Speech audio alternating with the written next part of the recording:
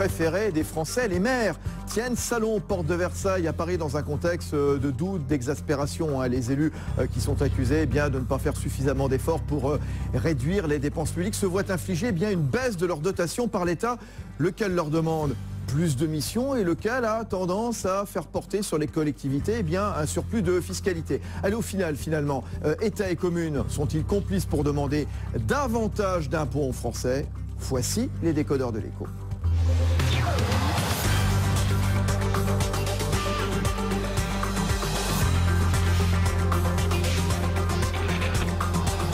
L'écho, c'est clair sur BFM Business. Fabrice Lundi reçoit les décodeurs de l'écho. Bon, on va faire la part des choses, bien entendu. Oui, chacun a sa part de responsabilité. On va en parler avec nos décodeurs de l'écho. Il y a Stéphane Baudet, il est maire de Courcouronnes, conseiller régional d'Île-de-France. Courcouronnes, une commune de l'Essonne, juste à côté d'Evry, 13 700 habitants. Patrick Coquidé est avec nous, éditorialiste économique à BFM Business, spécialisé dans les finances publiques. Un autre maire d'une commune beaucoup plus petite, dans le Cher, Bingy-sur-Cran, 740 habitants. C'est Denis Durand, membre du comité des finances locales.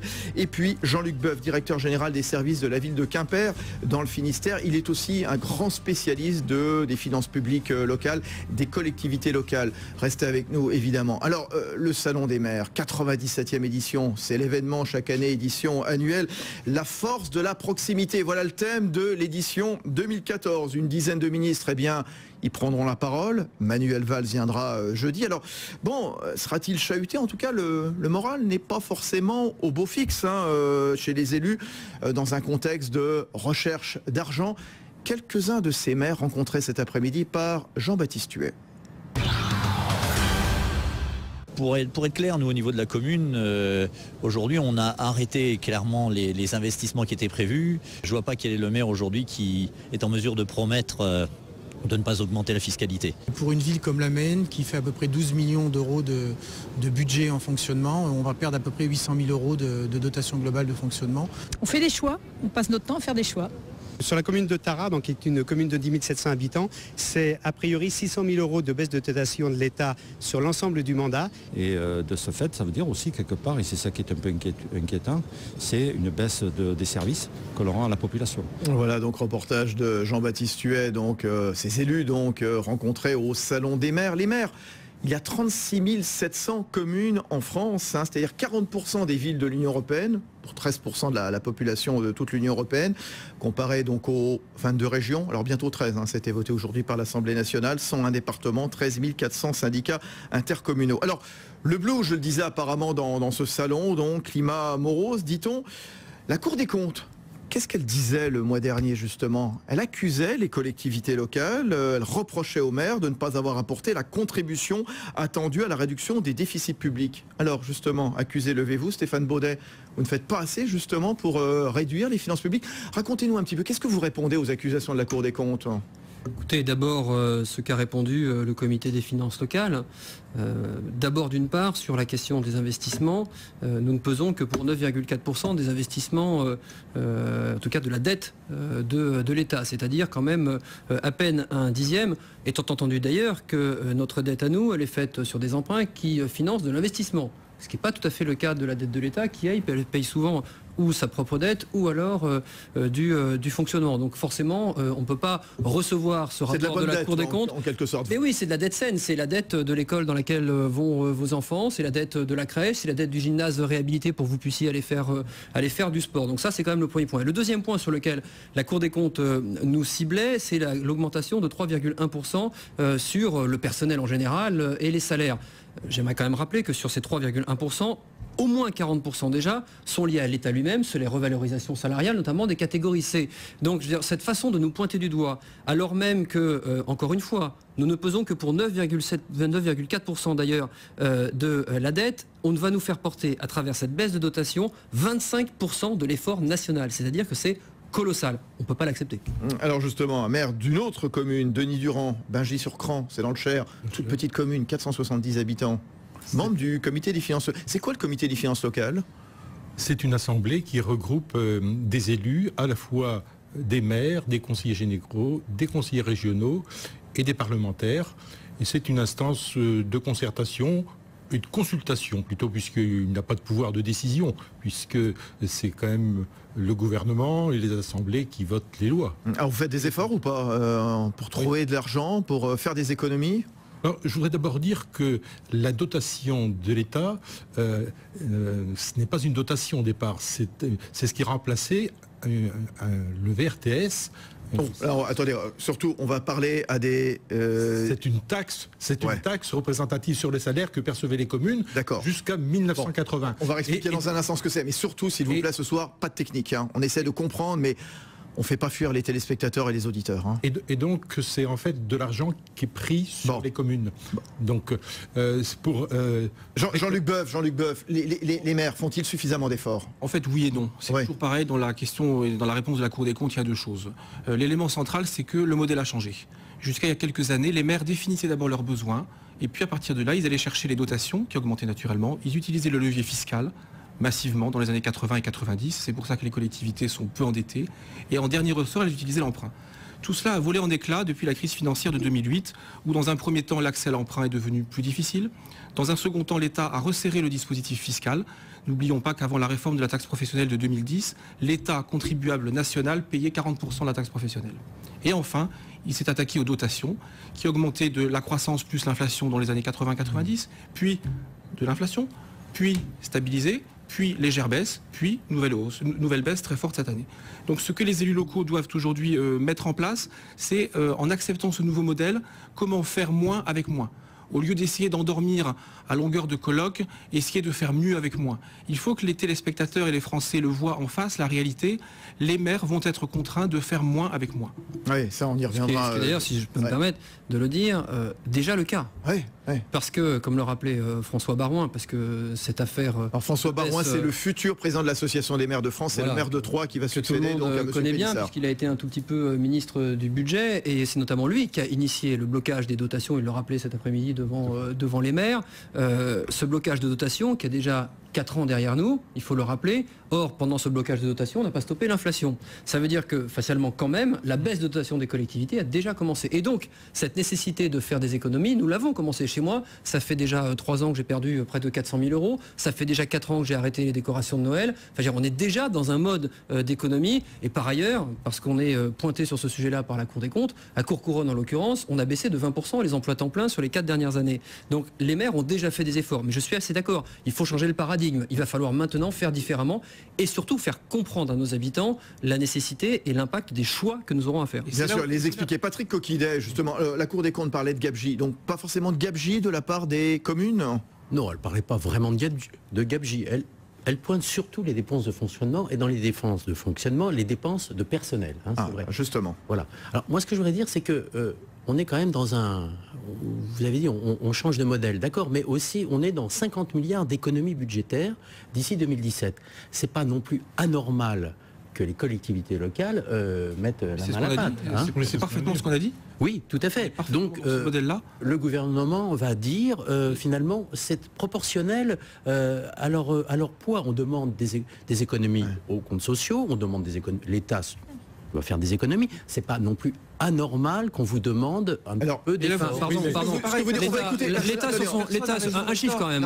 L'État sur son propre budget, l'État sur son propre budget va faire 2 milliards d'économies lorsqu'il nous en demande 11 la première année et 28 sur les 3 années. C'est quand même aussi ça la réalité. Chacun doit faire des efforts. André Valigny, qui est membre du gouvernement, secrétaire d'État donc à la réforme territoriale, voilà ce qu'il disait tout à l'heure sur le plateau de BFM TV. Donc c'est vrai que nous allons baisser les dotations, notamment les dotations aux communes, les dotations de l'État aux communes. C'est un effort important que nous demandons aux élus.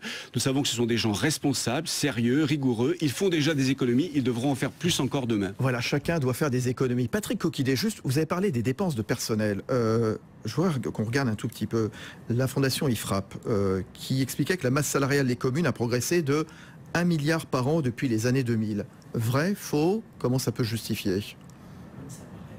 Logique quand vous voyez, je reprends un chiffre de la Cour des comptes, le bloc communal, c'est-à-dire c'est les communes plus les intercommunalités, plus 260 000 personnes en 11 ans. Donc on comprend bien que les dépenses ont augmenté. Alors évidemment, vous allez nous dire, le personnel... On nous en demande plus. On en a un petit peu transféré, l'État en a transféré des missions, donc c'est normal qu'on ait embauché pour ça. Mais tout le problème est de savoir, est-ce que vous n'avez pas embauché au-delà du nécessaire?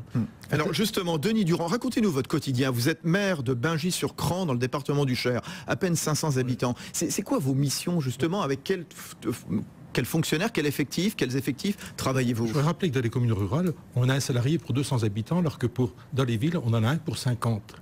On va d'un rapport... 4 fois moins. 4 fois moins. Donc les économies, on les a déjà faites. On les a déjà faites. On a une dotation par habitant qui est de 64 € quand elle est de 128 pour les villes. Le double. Aujourd'hui, avec cette austérité, c'est la désertification rurale qui va progresser. Demain, je ne sais plus comment faire. Qu'est-ce que vous ne pouvez plus faire, vous, maire d'une petite commune du centre-France? Donc depuis plusieurs années, on a fait des économies sur le fonctionnement. Aujourd'hui, on ne peut plus en faire sur le fonctionnement. On a arrêté l'éclairage public, on a arrêté un certain nombre de choses qui sont vitales. On est à la limite de l'os. Donc aujourd'hui, c'est des investissements qui vont être sacrifiés. Et 10 milliards d'investissements de dotation en moins, c'est peut-être au niveau national 30 milliards d'investissements en moins. Aujourd'hui, les travaux publics sont inquiets. On est quand même chaque mois avec 15 ou 20 000 chômeurs supplémentaires. Je pense que le remède va être pire que le mal. Alors quand on entend Stéphane Baudet qui nous disait, voilà, je réduis les dépenses de Noël, les illuminations, vous nous dites, je réduis l'éclairage public, vous nous dites, bon, finalement, on n'embauche pas plus que ça.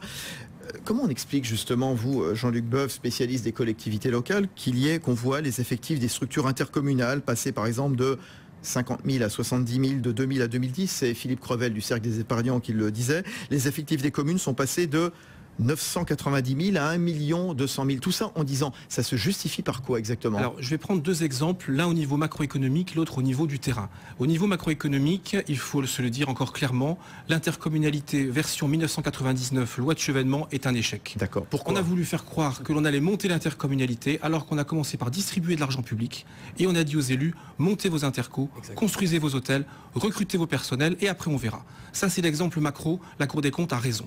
Et on n'a pas forcément, quand on montait des structures communes, on ne réduisait pas forcément les effectifs correspondants dans chacune des communes. De villes qui ont on était engagé à le faire. Ouais. Enfin, je veux dire, il y a quand même des moyens techniques, financiers dans les agglomérations, à travers notamment le coefficient d'intégration fiscale, qui nous poussaient à y aller. Exactement. Deuxième exemple, maintenant, au niveau du terrain. Qu'est-ce qui s'est passé depuis une quinzaine d'années? La demande de sécurité à tous les étages de nos concitoyens est très forte. Ça veut dire que la façon de s'occuper d'une piscine aujourd'hui et il y a 10 ans n'est plus la même.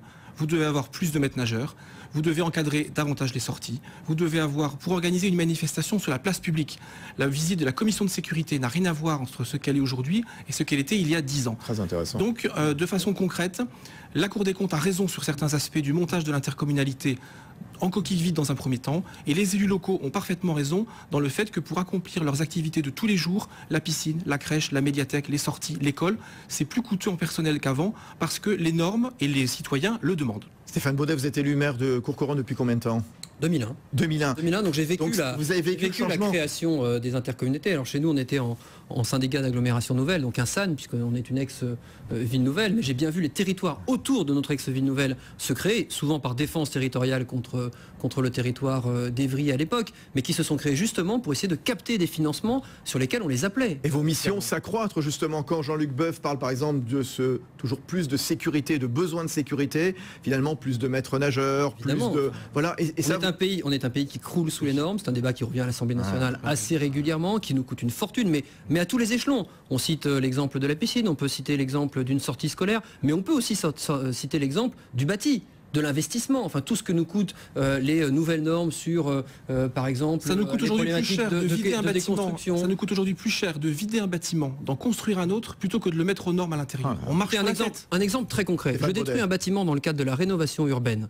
Le changement de normes sur l'amiante fait que l'augmentation du coût de destruction du bâtiment en un an est passée d'1 million d'euros. C'est-à-dire que j'ai 1 million d'euros à l'agglo de dépenses supplémentaires sur la destruction d'un bâtiment parce que les normes amiante ont changé. Voilà. Donc ça c'est la réalité. Donc on a quand même des charges qui pèsent sur nous, qui nous sont imposées et sur lesquelles on doit de toute façon trouver des solutions. Bien sûr, Patrick Coquidet, BFM Business. Vous parlez de normes, beaucoup de normes effectivement, mais qui vote les normes?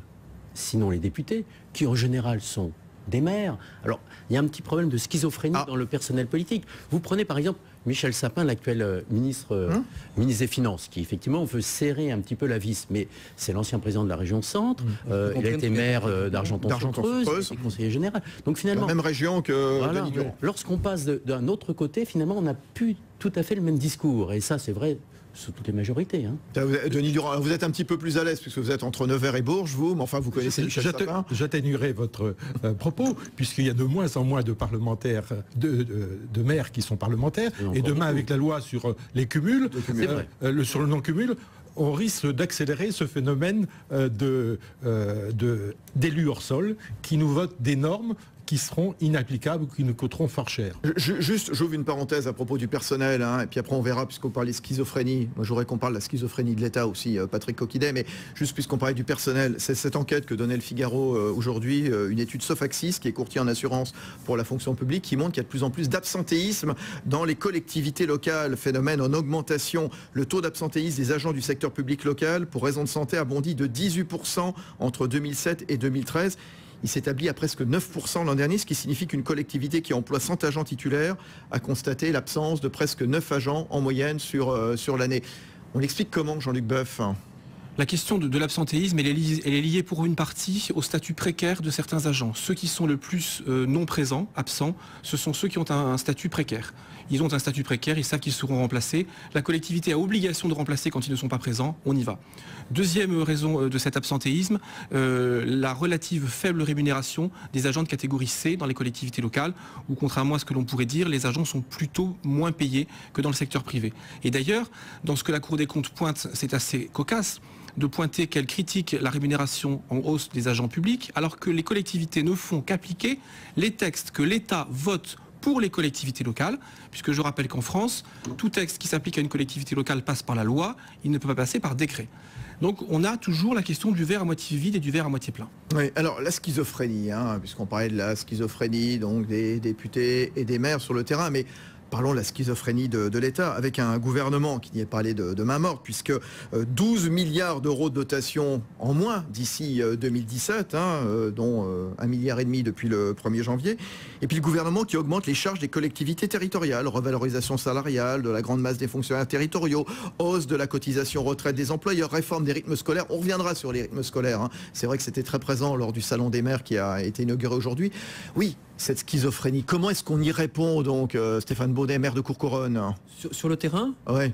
On y répond. C'est impossible. Soit, comme certains le disaient, certains maires tout à l'heure dans les témoignages, moi je ne le ferai pas, mais enfin certains vont répondre par la fiscalité, certains vont répondre par des solutions drastiques de type revalorisation des quotients familiaux, certains vont y répondre, parce que nous on se pose des questions sur notre territoire, on a 4 piscines sur un très grand territoire capital, peut-être qu'on va commencer à en fermer certaines le week-end, peut-être que on va, je sais que des communes y travaillent à l'heure actuelle, nous avons en moyenne dans nos crèches 21 degrés de température, sachez-le, la norme c'est 19 degrés, et on va tous descendre à 19 degrés. Sur ma seule commune, c'est 64 000 euros d'économie. C'est ça la réalité. C'est-à-dire que nous, on rend quand même un service public, et comme vous le disiez, c'est incompressible. C'est-à-dire que ce que l'on doit faire sur le terrain, c'est incompressible. Et donc, il y a 2 solutions, disons 3. Soit on a recours à la fiscalité ou à la tarification, soit on tranche vraiment dans les services publics que l'on met en œuvre, soit carrément on fait les deux en même temps.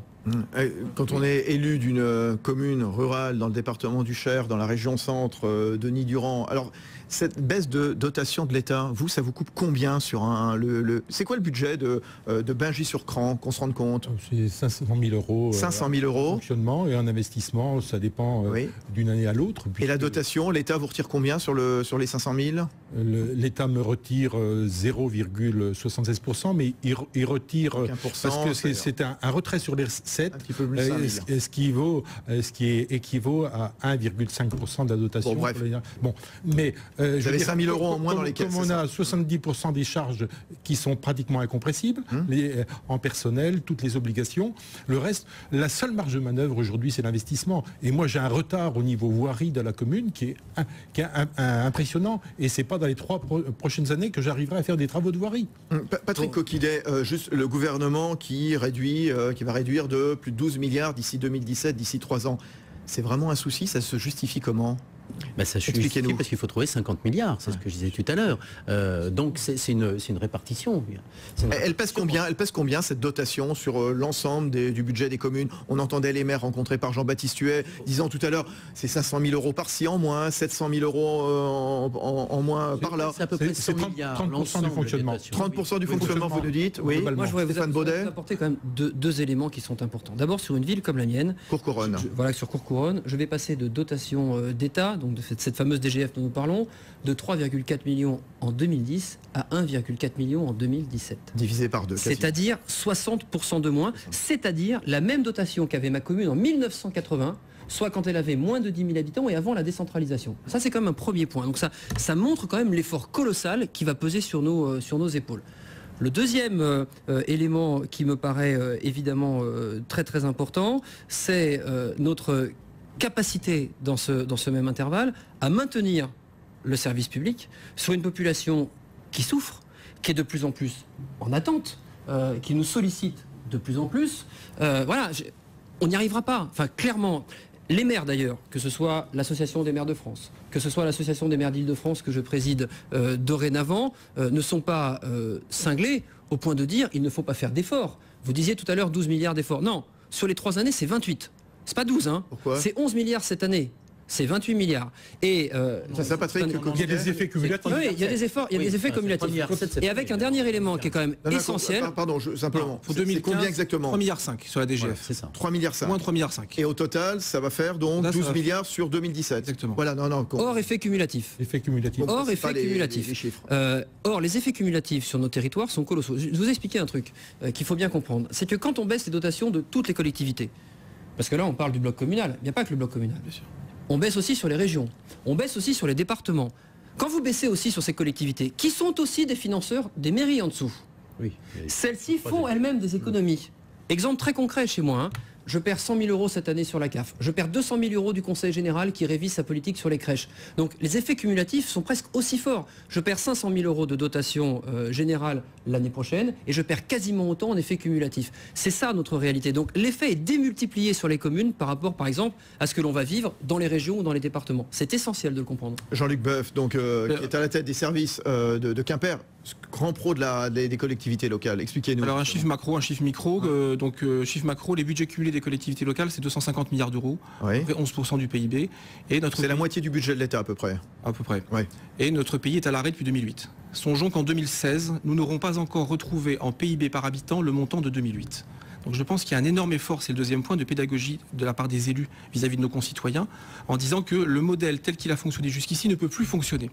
Et c'est d'autant plus difficile pour les élus et pour les maires à expliquer qu'ils font face à des populations de plus en plus fragilisées, elles-mêmes n'ont pas abandonné, le mot serait amplifié, mais moins aidées par tous les autres niveaux de collectivités locales. Et c'est là où je suis d'accord avec l'effet cumulatif. Une ville comme Quimper, c'est 70 millions d'euros de dépenses de fonctionnement, baisse en recettes puisque les budgets sont équilibrés à la différence de l'État, baisse pour 2015, moins 1,5 million. C'est-à-dire que c'est presque moins 2% en recettes de fonctionnement. Et Denis Durand, c'est d'autant plus embêtant, d'autant plus paradoxal que, je le disais, l'élu, le maire, l'élu préféré des Français, c'est le maire. C'est l'homme de proximité, c'est l'homme chez qui on va frapper, on va demander tout et n'importe quoi quelque part. C'est le dernier recours souvent, et le dernier espoir. Alors, ce qui est surprenant, c'est quand même qu'on nous impose cette politique d'austérité alors qu'on vient de créer la loi sur les métropoles, qui est une loi de fracture territoriale, où on donne 3 fois plus de dotations par habitant aux métropoles par rapport aux communautés de communes. On passe de 20 à 60. C'est assez scandaleux. Quelle organisation territoriale on aura demain? C'est la fin de l'aménagement du territoire. Exemple concret dans les territoires, une région comme la Bretagne qui va devenir une des plus petites régions de France, il faut quand même le dire aujourd'hui, au rebours de toutes les conceptions géographiques naturelles, eh bien, le risque, c'est que le Conseil régional ne considère plus que la métropole rennaise et la métropole brestoise. Et quid des villes moyennes comme Quimper, Lorient, Vannes? C'est une vraie difficulté. Ceci dit, par extension, on est en train de vivre une véritable recentralisation. Hein. Enfin, je veux dire, on la ressent tous. D'une certaine manière d'ailleurs, parce que personne au niveau national n'est capable de l'assumer. Hein. Vous disiez vous-même d'ailleurs dans votre propos liminaire, 36 700 communes, 40% des communes d'Europe. Et donc l'idée, c'est peut-être de flinguer les communes. Comme personne n'est capable de l'assumer, je vais vous dire, on nous fait l'assumer à nous-mêmes en nous poussant petit à petit à transférer des compétences vers des intercommunalités. Voilà, et là, on revient sur le sujet de la schizophrénie de l'État. C'est que autant dans une agglomération de 200 000 habitants, 300 000 habitants, à la rigueur, je peux transférer des services de proximité, mais en Ile-de-France, sur certaines intercommunalités que le préfet de région nous dessine à 500, 700 ou 800 000 habitants, il va se produire l'effet inverse. C'est-à-dire que des compétences de proximité de certaines agglomérations vont redescendre dans les communes. Et donc on n'y arrivera pas. Bon, on y revient dans un instant, bien entendu. C'est très intéressant. On découvre plein de choses ce soir grâce à nos décodeurs de l'écho, les élus locaux, les spécialistes que sont Patrick Coquidet et Jean-Luc Boeuf. On revient dans un instant, donc on verra. Et la fiscalité dans tout ça, parce qu'à un moment, elle va être inéluctable, cette progression des impôts nécessairement, d'autant plus que l'État aussi a envie de faire porter sur les collectivités locales la progression des impôts. Vous savez que François Hollande qui disait, oui non, il n'y aura pas de hausse des impôts en 2015 sur qui que ce soit. Oui, hausse d'État peut-être, mais pas forcément les impôts locaux. À tout de suite. Les décodeurs de l'écho sur BFM Business.